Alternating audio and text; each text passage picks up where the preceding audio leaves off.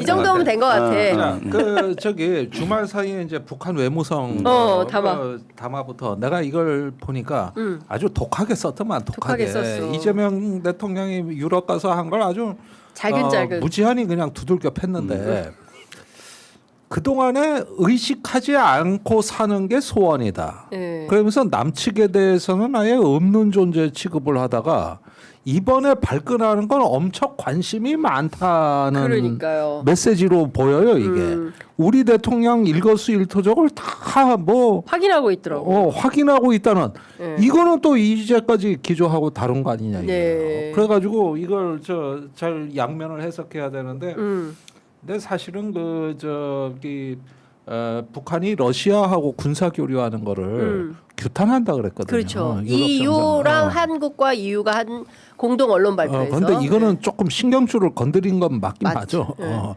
지금 그게 이제 핵심 국가 전략인데 네.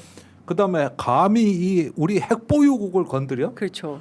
뭐 이런 내용을 가지고 이제 들어서 평화라는 비단 보따리를 음흉한 흉계가 뚫고 나와서 본색이 보였다. 그러니까 남측 대통령의 이제 이게 본심이다.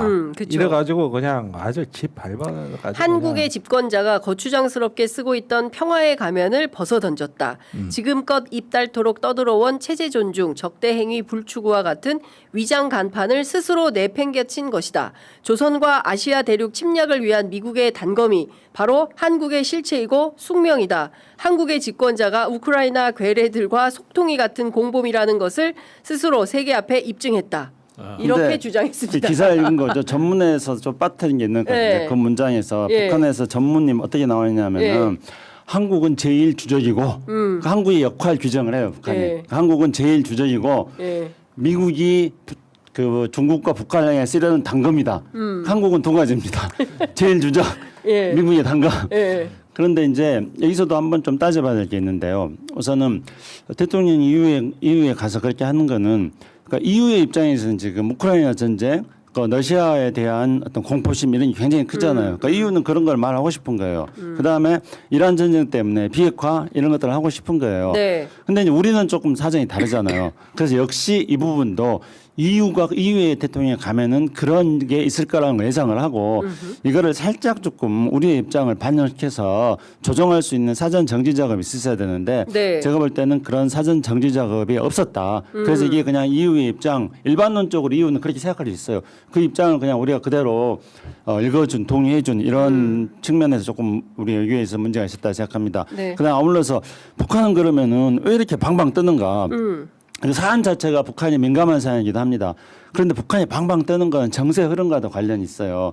지금 이제 정세 흐름이 어떻게 되냐면은 미중 정상회담하고 9월 14일 날 또 미중 정상회담 하기로 돼 있잖아요. 네. 그럼 이 흐름은 어떻게 되냐면 이제 반드시 9월 14일 날 미중 정상회담에서는 북한 문제가 중요한 의제가 되는 걸로 이미 예약이 돼 있어요. 네. 그런데 북한 문제가 9월 14일 날 미중 정상회담에서 중요한 의제가 되는데 그때 자꾸 뭐 북한의 비핵화라든가 북한의 핵폭이라든가 뭐 러시아하고 뭐 북한하고 결탁이 뭐 문제가 있다거나 이런 것들이 계속 이슈가 되면은 미중 정상회담에서 9월 14일 미중 정상회담에서 북한 문제를 다룰 때 그런 문제들이 또 영향을 미친다는 거예요. 그러니까 북한은 이거 대단히 제가 죄송한 이야기인데 북한은 그것까지 내다보면서 그 디테일하게 지금 자기네 행보에 대해서 관리를 하고 있는 거예요. 점검을 하고 있는 거예요. 그래서 지금 저런 센 이야기들이 나오는 겁니다. 아니 그런데 자 나는 이제 북한이 과거에는 미국과 관계 정상화를 핵심 국가 전략으로 추구하던 지난 30년 동안은 나름대로 절제되는 측면이 있었다고 봐요. 표현에 있어서 아무리 세게 나가도. 근데 지금 말이지. 이 저기 조한 이게 남북 관계의 조한 사이에는 평화 공존은 있을 수 없으며 영원히 적대적인 두 관계일 수밖에 없다. 두 국가 관계일 수밖에 없다. 그런데 인류의 국제 질서에서 영원히 적대적인 두 국가 관계란 건 없거든. 그렇죠. 예. 영원한 적도 없고 영원한 친구가 없는 거잖아요. 그러니까 이런 외교 식의 관계에서. 그 용어를 갖다가 너무 과도하게 내질르는 데는 다분히 감정이 실려 있다고 보는데 아니 세상에 그런 관계가 어디 있습니까? 그러니까요. 전 세계 근데 국제 저는- 질서에. 네. 북한은 원래 말 세게 하는 거예요. 그 옛날에도 말 엄청 세게 하잖아요. 말 세게 하는데 저렇게 지금 말 세게 하는 이유는 뭐냐면은 이제는 미국하고 직접 담판하겠다. 나만 끼지 말아라. 네. 그다음에 북한 나름대로 지금 러시아하고 관계 뭐 어떻게 저떻게 해가지고 경제도 뭐 죽을 고비는 넘겼고 뭐 그런 건 아니다. 그러니까 거의 우리 옛날에 그 월남 파병하고 거의 비슷한 그렇죠. 상황인 그런 거 거예요. 아니에요? 그 나만 없는 북한의 경제 발전 이렇게 예, 가능하다. 가능하다. 남한이 뭐 도와줘봐야 얼마나 도와줘봐야 이렇게 하니까 이제 나만 끼지 말라고. 근데 문제는 이런 어떤 국제적으로 또 외교적인 언어가 있는 거거든요. 예. 조금 부드럽게 또는 뭐 아하고 말아도 어하고 우리가 알아듣고 다 그런 건데 저렇게 세게 말함으로써 예. 우리 국민들의 북한에 대한 감정이 괜히 나빠지는 거죠. 그리고 국제사회에서 북한이 저렇게 말해봐요. 누가 국제사회에서 북한이 저런 말 좋다 근데 하겠어요. 얼마 전에 이제 그 시진핑 주석이 북한에 가서 회담을 하고 어쨌든 이제 국제사회의 일원으로서 등장시킬 수 있는 새로운 모멘텀을 좀 만들어 보려고 작업은 좀 하고 있는 거 아닌가라는 생각도 좀 드는데 그렇지 않아요? 엄청 중요한 일을 하고 네. 있어요. 지금